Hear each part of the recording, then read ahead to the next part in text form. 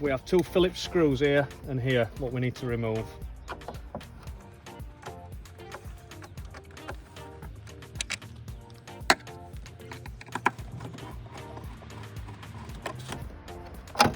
Those out.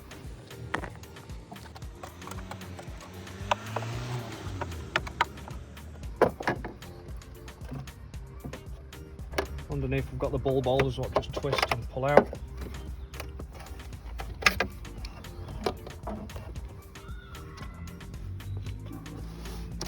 You need to remove your bulbs out of your existing bulb holders.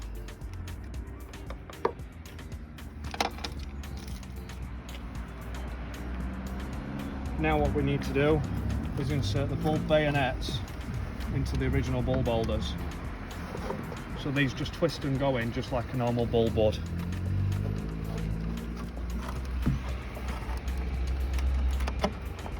And then the bulb holder just locks into the light unit. Same with the other. So this one's for stop and tail.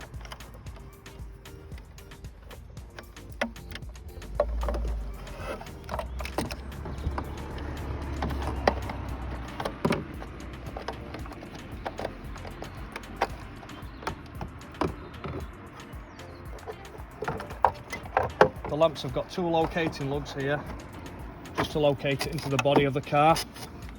Once that's pressed in firm, all we need to do is just pop the two screws in.